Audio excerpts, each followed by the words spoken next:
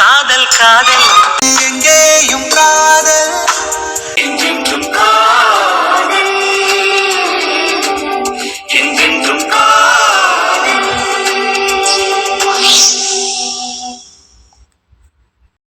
யாருக்கு போன் போடுற? மாப்பிளைக்கா? மாப்பிளைக்கு என்ன பேச போற?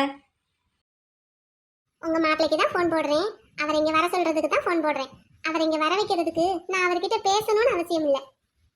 அப்புறம் பாருங்க மாப்பிள்ள, இன்னைக்கு சாயங்காலம் போயிட்டு வந்துருவோமா? போலாம் மச்சான். நீங்க வரீங்களா இல்ல நானும் தம்பியுமே போயிட்டு வந்துடட்டுமா? வரேன் மாப்பிள்ள, வரேன். சரிங்க மச்சான். மாப்பிள்ள, இன்னைக்கு உங்களுக்கு கல்யாண நாள். வாழ்த்துக்கள் மாப்பிள்ள. தேங்க்ஸ் மச்சான். மச்சான், அவரை பார்க்க போகும்போது ஏதாவது வாங்கிட்டு போகணுமா? சம்திங்? சேச்சே, அதெல்லாம் எதிர்பார்க்க மாட்டார் மாப்பிள்ள. தங்கமான மனுஷன். சரி, ரைட். அப்போ ஒரு 6 மணிக்கு போலாமா? போகலாம். ஏன் மாப்பிள்ள, கல்யாண நாள் அதுவுமா தங்கச்சியை பிரிஞ்சு இருக்கிறது உங்களுக்கு வருத்தமா இல்லையா? நான் இங்க இருக்கேன், மலர் அங்க இருக்காங்க. ஆனா அங்க இருக்கிற மலரோட நினைப்பு எல்லாம் இங்க இருக்கிற என் மேல இருக்கு. இங்க இருக்கிற என்னோட நினைப்பு எல்லாம் அங்க இருக்கிற மலர் மேல இருக்கு. அவ்வளவுதான் மச்சான். டேய் தம்பி, முத்து. தம்பியும் நானும் ஒரு 6 மணிக்கு ரெடியா இருக்கோம் மச்சான். போகலாமா? போலாம் மாப்பிள்ள, போலாம். தம்பி, சாயங்காலம் ஒரு 6 மணிக்கு போகலாம்டா. ரெடியா இரு. Okay bro. எல்லாத்தையும் ரெடி பண்ணிட்டியா? ஓ எஸ், பண்ணிட்டேன் ப்ரோ. சரி, அப்ப போயிடலாமா? Bro, happy wedding anniversary bro. Thanks டா. அம்மா கோயிலுக்கு போயிருந்தாங்களே, வந்துட்டாங்களா? இல்ல ப்ரோ, இன்னும் வரல. ரிங் போகுது, லவுட் ஸ்பீக்கர்ல போடுறேன். சத்தியம் நீதான், சகலமும் நீதான். மலர், மலர், என்னம்மா? மலர், என்னடா? டேய் தங்கப்பிள்ள, மனை என்னடாச்சு? கட் பண்ணிட்டேன். அங்க இருந்து இங்க வர்றதுக்கு 1/4 மணி நேரம் ஆகும். ஆனா இன்னும் 10 நிமிஷத்துக்குள்ள அவர் இங்க இருப்பாரு. மலரு, இங்க பாருமா. இப்ப எதுக்கு அங்க போகணுங்கிற? எதுக்கு இப்ப மாப்பிள்ளை இங்க வர சொல்ற? என்ன கூட்டிட்டு போறதுக்கு? மலர், அண்ணன் சொல்றத கேளு. நீ அங்க போறது உனக்கு நல்லது இல்ல.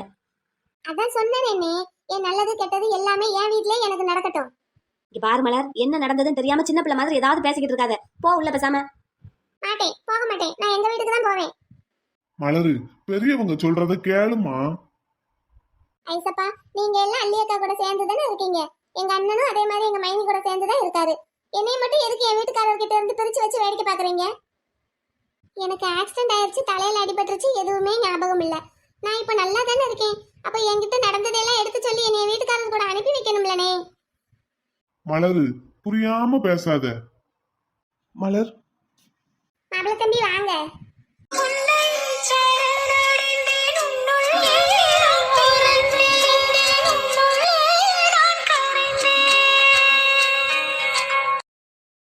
வாங்க மாப்பிள்ள, உங்க வேலை தானே இதெல்லாம். என்ன? அவரை நான் இங்க வர வச்சது என்ன அவர் கூட கூட்டிட்டு போறதுக்கு, நீங்க அவரை பேசுறதுக்கு இல்ல. மைனி ப்ரோ. சப்புன்னு ஒரு இருக்குன்னு செகுல் அந்த பக்கம் திரும்பிடும். உள்ள போ. மச்சான், அமைதியா பேசுங்க. என் பொண்டாட்டியை பார்த்து குரல் ஒசத்தி பேசுனீங்கன்னா அப்புறம் நான் உங்களை பார்த்து கை ஒசத்த வேண்டி வரும். கருப்பா கருப்பா, பொறுமையா பேசியா? நான் பொறுமையா தான் சார் பேசுறேன், பொறுமையா தான் சார் இருக்கேன். அதே பொறுமை அங்கேயும் இருக்கணும். எனக்கு அப்பவே தெரியும் மாப்பிள்ள, அப்பவே தெரியும். நீங்க பேசி பேசி என்னத்தையாவது பண்ணி என் தங்கச்சியை இப்படி பேச வைப்பீங்கன்னு எனக்கு நல்லா தெரியும்.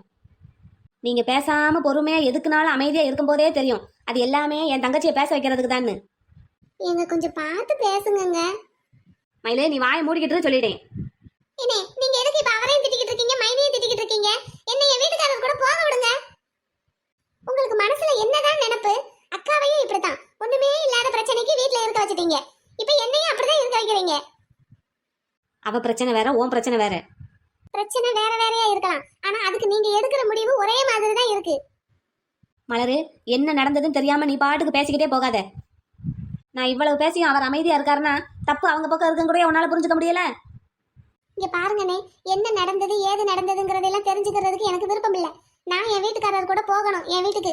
எனக்கு அதான் முக்கியம். நீ இப்படித்தான் பேசுவேன்னு எனக்கும் தெரியும், உன் வீட்டுக்காரருக்கும் அது நல்லா தெரியும். அதனாலதான் அவர் இவ்வளவு நாளா இந்த மாதிரி வேலையெல்லாம் பண்ணிக்கிட்டு இருந்தாரு. என்ன மாப்பிள்ள, அதானே நான் சொன்னது சரிதானே? என்ன, எனக்கு நடந்த எதுவுமே ஞாபகம் இல்ல. என்ன நடந்தது ஏது நடந்ததுன்னு எதுவுமே எனக்கு தெரியாது. ஆனா ஒருத்தவங்க பேசுற பேச்ச வச்சு அவங்க எப்படிப்பட்டவங்க, அவங்க மேல தப்பு இருக்கா என்னங்கறத புரிஞ்சுக்க முடியாத அளவுக்கு நான் முட்டாள் கிடையாது. ஏதோ தப்பு நடந்திருக்கு, அது தப்புன்னு நீங்க நினைக்கிறீங்க. ஒருவேளை அந்த தப்பு அவங்க பண்ணி இருந்தா இத்தனை நாள்ல அவங்க வீட்டுக்கு நான் எத்தனை தடவை போயிருக்கேன், இவரை நான் எத்தனை தடவை சந்திச்சிருக்கேன். ஏன் ஒரே இடத்துல தான் பொழுதுக்கு இருந்திருக்கோம். அவர் நினைச்சிருந்தா என்கிட்ட என்ன வேணாலும் சொல்லியிருக்கலாம். ஏன்னா எனக்கு எதுவுமே தெரியல. அப்போ அவர் என்ன வேணா சொல்லி என்ன நம்ப வச்சிருக்கலாம்.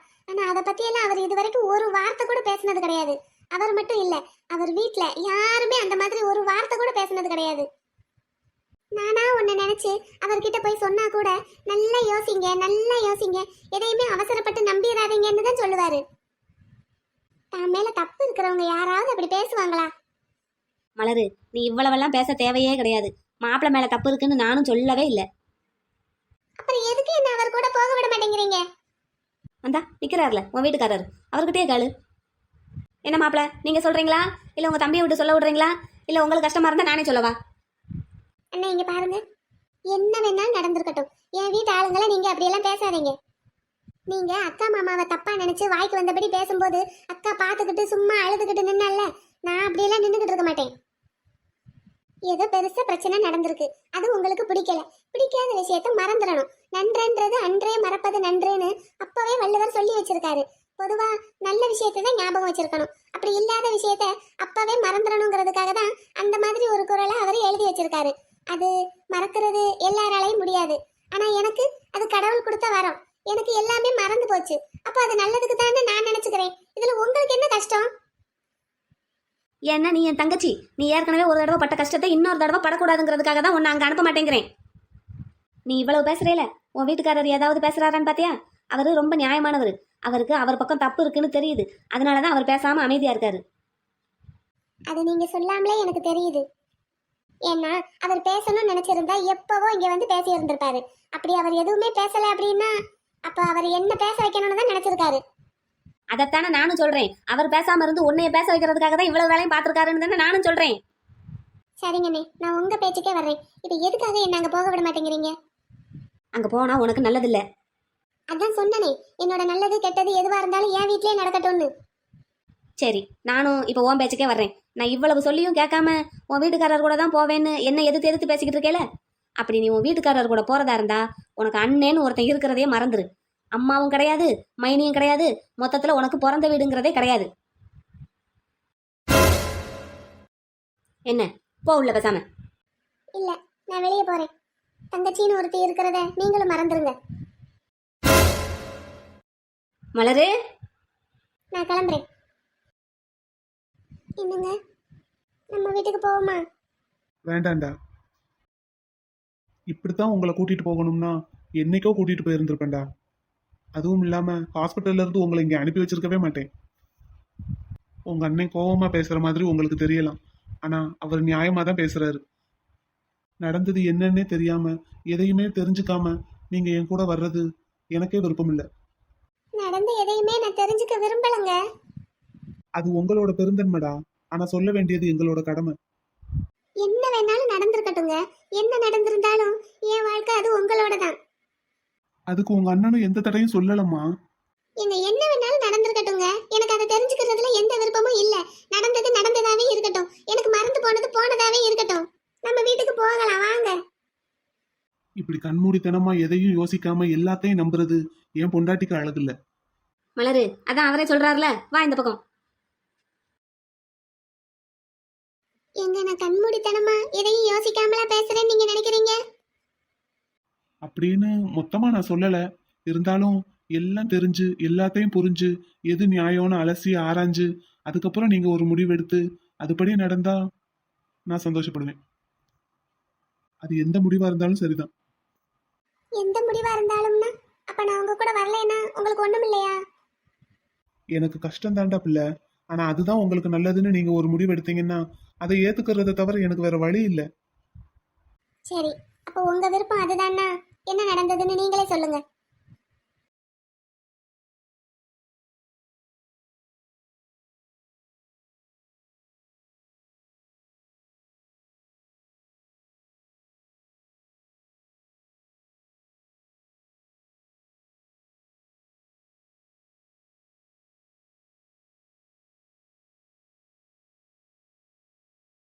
நடந்தது எல்லாத்தையும் நான் சொல்லிட்டேம்மா, இனி முடிவு உங்க கையில. அவ்வளவுதானங்க, சொல்லி முடிச்சாச்சா? சரி, இப்ப நம்ம வீட்டுக்கு போவோமா? டேய் இந்தா மலரு. கிளம்புவோங்க. டேய் என்னடா? மலரு, பேசாம உள்ள போ. நீங்க பேசாம இருங்க, இது எங்க குடும்ப பிரச்சனை, நாங்க பாத்துக்கிறோம். நடந்த விஷயத்தை எல்லாத்தையும் அவர் சொல்லிட்டாரு. இப்ப இதுல உங்களுக்கு ஏதாவது மாற்று கருத்து இருக்கா? அவர் ஏதாவது பொய் சொல்லியிருக்காரா? இல்ல. எனக்கு நடந்த எல்லாத்துக்கும் நான் மட்டும்தான் காரணம். என் வீட்டுக்காரரு அவரோட தம்பியை பத்தி நல்லா தெரிஞ்சு என்னை அந்த இடத்துக்கே போக கூடாதுன்னு சொல்லி தனியா ஒரு ரூம்ல இருக்க சொல்லியிருக்காரு.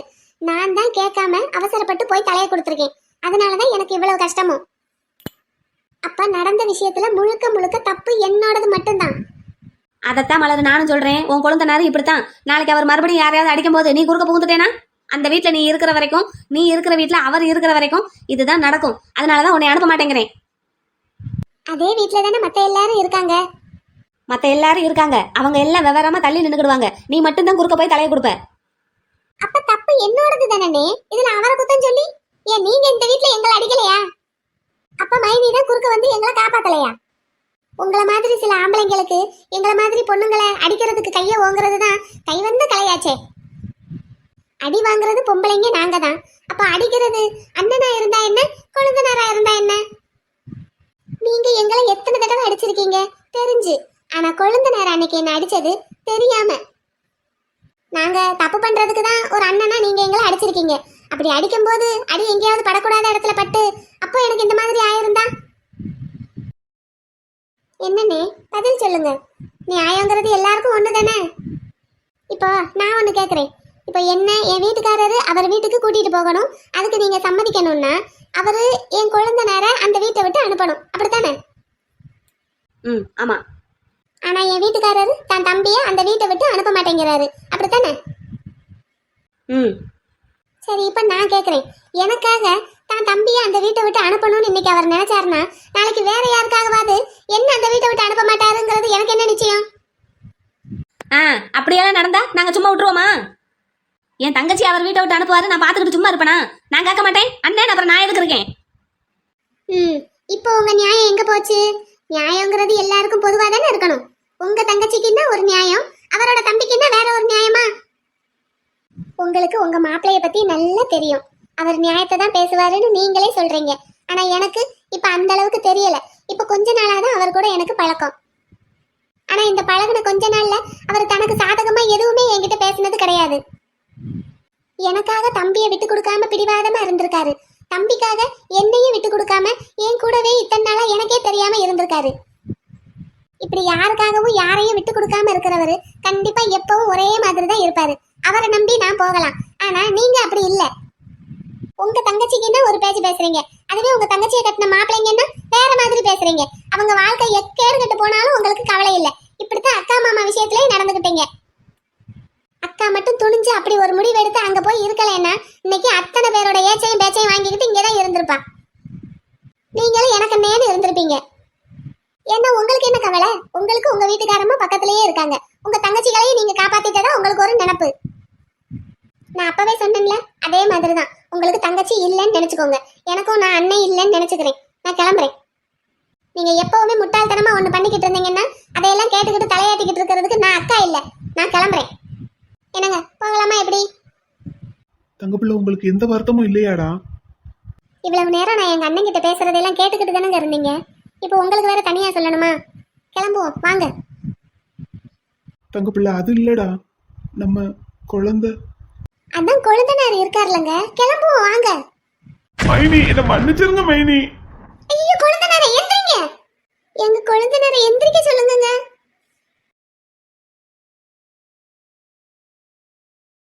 எங்க நம்ம வீட்டுக்கு கிளம்புவோங்க. தங்கப்பிள்ளை, நம்ம வீட்டுக்கு போவோம். தங்கப்பிள்ளை, உங்களுக்கு கொஞ்சம் கூட வருத்தம் இல்லையாடா? உங்களுக்கு வருத்தமா இல்லையாங்க? எனக்கா? எனக்கு வருத்தமா தான்டா பிள்ளை இருக்கு. அது எப்படி இல்லாம இருக்கும்? எனக்கும் அப்படித்தாங்க. அது எப்படி இல்லாம இருக்கும்? ஆனா பிறக்கவே இல்லாத பிள்ளைக்காக இருக்கிற பிள்ளைய கஷ்டப்படுத்துறது எந்த விதத்துலங்க நியாயம்?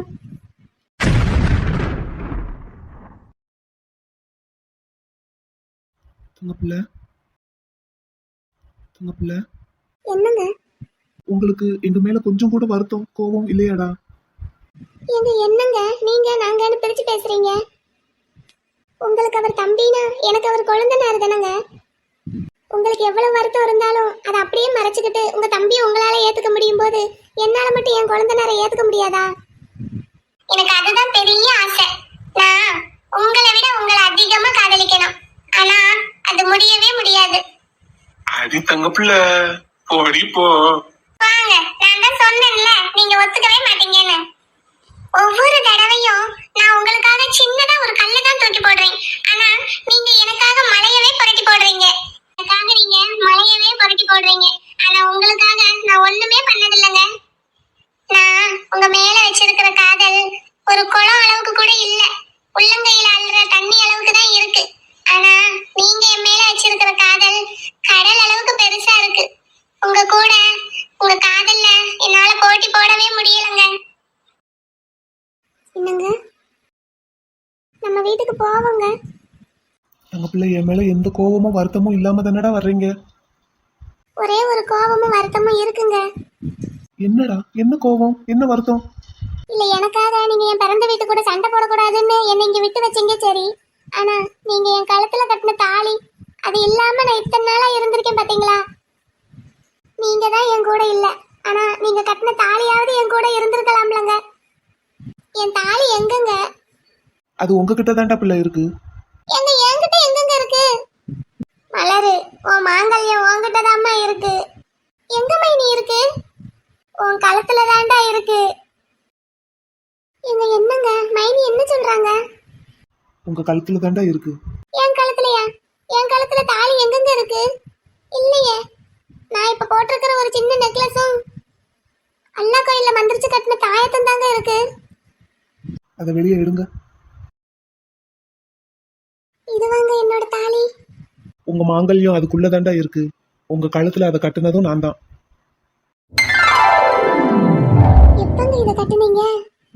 மலரு, நீ ஹாஸ்பிட்டல்ல இருந்து வந்ததுல இருந்து என்கிட்ட ஏதோ ஒண்ணு குறையுது, என்கிட்ட ஏதோ ஒண்ணு இல்லாத மாதிரியே இருக்குன்னு சொல்லிக்கிட்டே இருந்தேலம்மா. ஆமா, அப்புறம் நீ சரியா தூக்கமும் வராம நைட்டெல்லாம் தூங்காமையே இருந்தேல. ஆமா மேனி, அத நான் மாப்பிள்ள தம்பி கிட்ட சொன்னேன். அன்னையில இருந்து அவரு தினமும் நைட்டு நம்ம வீட்டு வாசல்ல கார்ல தான் தூங்குவாரு. அவர் இங்க இருந்தாதான் நீயும் வீட்டுக்குள்ள நல்லா தூங்குவ. அது மட்டும் இல்லாம உனக்கு ஒரு சேலை கொண்டு வந்து கொடுத்தேன்ல சாமிக்கு படைச்சதுன்னு சொல்லி, அந்த சேலையும் உன் வீட்டுக்காரர் நெஞ்ச சேலை தான். அவர் தினமும் வாசல்ல கார்ல தூங்கவும் நீயும் வீட்டுக்குள்ள நல்லா தான் தூங்குன. ஆனா அதை ஒரு சாக்கா வச்சு உன்னை அல்லா கோயிலுக்கு கூட்டிட்டு போய் மந்திரிக்க போனோம்ல, உனக்கு ஞாபகம் இருக்கா? இந்த பிள்ளைக்கு உடம்பு சரியில்லாம போய் இப்பதான் ஆஸ்பத்திரியில இருந்து வீட்டுக்கு வந்திருக்கோம். வந்ததுல இருந்து இந்த பிள்ளை நல்லாவே தூங்க மாட்டேங்குது, நல்லா சாப்பிட மாட்டேங்குது, எதையோ பறி கொடுத்த மாதிரியே இருக்கு. எங்க பக்கத்து வீட்டுல பர்வீனக்கான்னு ஒரு அக்கா இருக்காங்க. அவங்கதான் இங்க அனுப்பி விட்டாங்க எங்களை. தாயத்தை ஏதாவது மந்திரிச்சு கட்டுங்க. காதலுக்கு ஒன்று கல்யாண ராசி சேர்த்து வைக்கும் நம்மை அல்லாவின் ஆசி. வாடுவதோ எந்தன் மும்தாஜின் தேகம், ஓடி வந்தேன் நீதான் என் தேகம். உயிர் காதல் என்று உண்டானது, திரு ஜீவன் ஒன்று என்றானது. எந்த அல்லாஹ் உன்னானை படி எல்லாம் நடக்கும், ஓ எல்லாம் நடக்கும். தொல்லை இல்லாத வண்ணம் நன்மை பிறக்கும், ஓ நன்மை பிறக்கும். இது சாதாரண தாயத்து கிடையாதுமா. எல்லாம் வல்ல அல்லாவோட ஆசீர்வாதத்தோட உங்களுக்கு நான் கட்டியிருக்கிறது. இத யார் கண்ணுக்கும் படாம தான் நீங்க வச்சிருக்கணும். சரிங்க சாமி. தைரியமா இருங்க, எல்லாம் சரியா போகும்.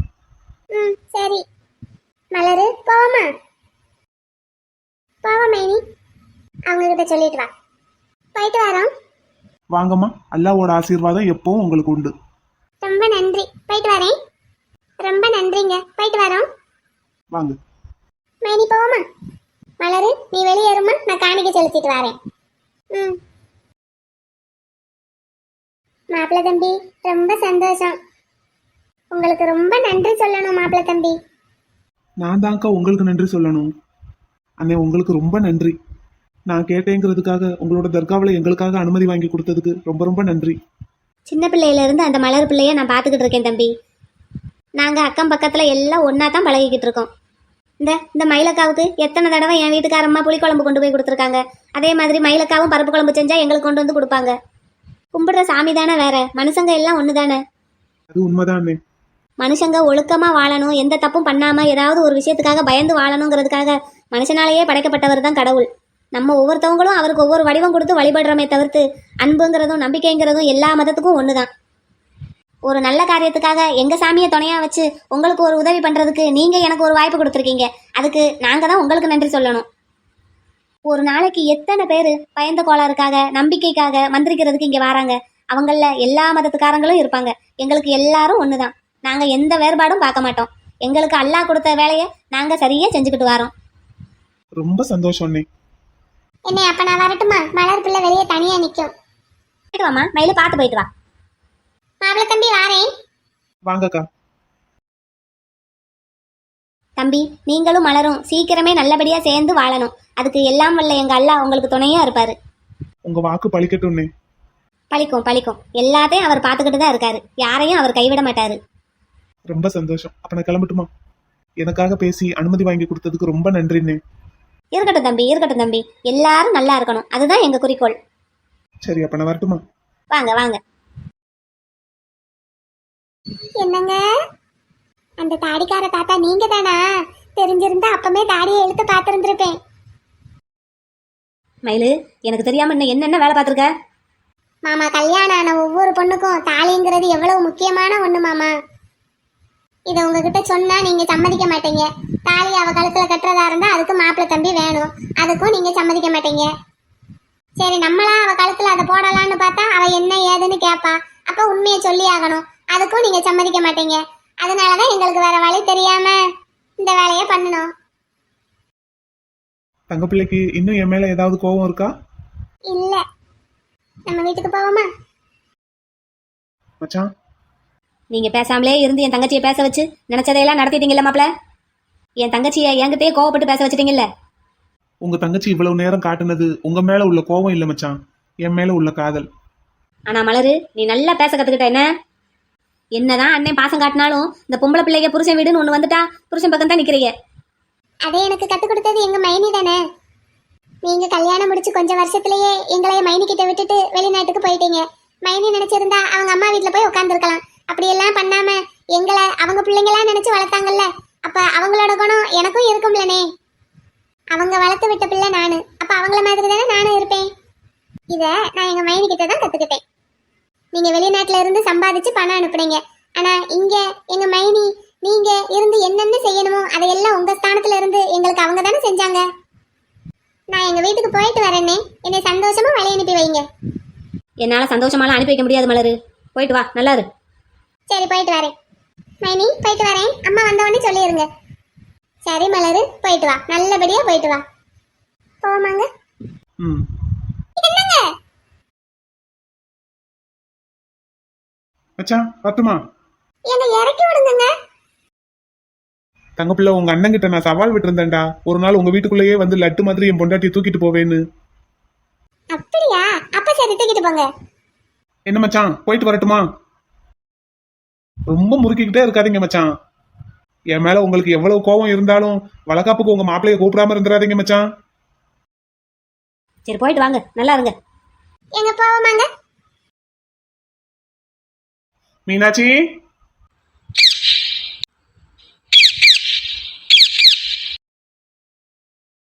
மீனாட்சி, போலாமா? ரைட். தம்பி, வண்டி எடுறா. Okay bro. எல்லாரும் பட்டுச்சேலை கட்டி இருக்கோம். ஏத்தா மலரு, நீயும் ஒரு பட்டுச்சேலை கட்டலாம்ல? கேட்டா வேணாங்கிற.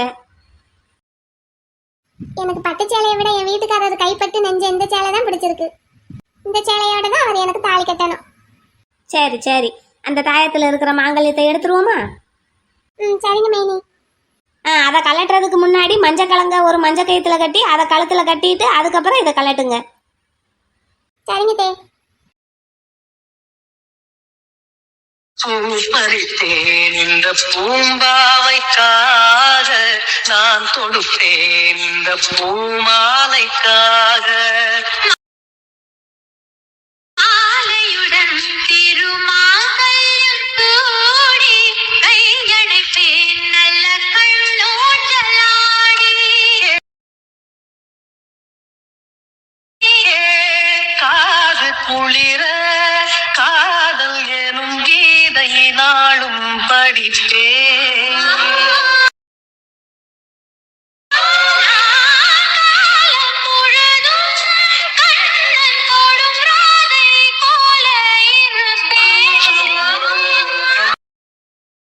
சரி இப்ப அந்த தாயத்தை கலட்டுவோமா? சரிங்க மைனி. என்ன வேலை பார்த்து வச்சிருக்கான் பாத்தியா உன் வீட்டுக்காரன்? எல்லா கல்யாணமான பொம்பளைகளும் தன்னோட தாலியை யாருக்கும் காட்டாம யாருக்கும் தெரியாம தான் சேலைக்குள்ள மறைச்சு வைப்பாங்க, மறைச்சு வைக்கணும். ஆனா என் நாத்தனாரு அவளுக்கே தெரியாம மறைச்சு வச்சிருக்கா. மைனி அப்படியா? கல்யாணமான பொம்பளைங்க தாலியை எடுத்து முன்னாடி போடக்கூடாதா? போடக்கூடாதுல்ல, அதை அப்படித்தான் சொல்லுவாங்க. கல்யாணமான பொம்பளைய தாலியை வெளியே தெரிகிற மாதிரி போடக்கூடாதும்பாங்க. அப்புறம் எப்படி கல்யாணம் ஆயிடுச்சுன்னு தெரியும்? என் மாங்கல்யத்தை தான்டா மறைக்கணும், மஞ்சக்கவுறு வெளியே தானே தெரியும். ஆமா ஆமா ஆமா. ஏம்மா இதை செயின்ல கோர்த்துறவாம்மா, கோர்த்துரு. யாத்தே யாத்தே யாத்தே, என் தம்பிக்கு கல்யாணம் முடிஞ்சதுல இருந்து எம்பூட்டு பிரச்சனை. கல்யாணம் முடிஞ்ச கையோட குலசாமி கோயிலுக்கு வந்திருந்துருக்கணும். அப்பன்னு பார்த்து நம்ம ஊர்ல மாரியம்மன் கோவில் திருவிழாவுக்கு கொடி கட்டிட்டாங்களா, அதனால இங்க வரவே முடியல. அதனால இந்த தடவை ஐயா சன்னதியிலே வச்சு கல்யாணத்தை முடிச்சிடணும். இன்னும் என்ன நடந்தாலும் அவர்தான் பொறுப்பு, அவர்தான் பதில் சொல்லணும். மொத்தத்துல எதுவும் நடக்காம அவர்தான் பார்த்துக்கிடணும். என்னையா கருப்பசாமி? மைனி யார சொல்றீங்க? மாமாவையா? அவனை இல்லத்தா, அவங்க ஐயாவை. இந்தாடா தம்பி கோர்த்தாச்சு, அவளுக்கு கழுத்துல போட்டு விடு. போட்டதுக்கு அப்புறம் அந்த மஞ்சள் கிழங்கு கட்டின கயிறை கலட்டிடலாம்.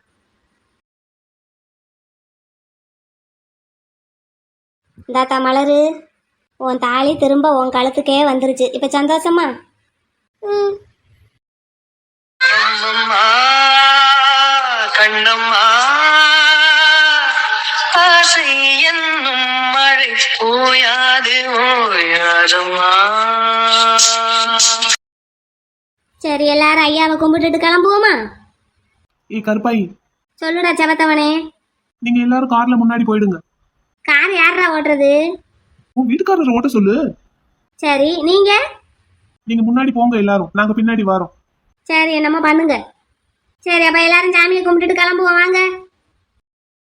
டேய் தம்பி மலரு, 2 பேரும் ஐயாவை நல்லா கும்பிட்டுக்கோங்க. போலாமா ப்ரோ? எங்க எதுக்குங்க சாரட் வண்டி எல்லாம்? அதுவா என் பொண்டாட்டியோட ஆசை. போலாமாடி தங்க பிள்ளை? போலாம். தம்பி வண்டி அடிச்சு ஓட்டுறா. Okay bro.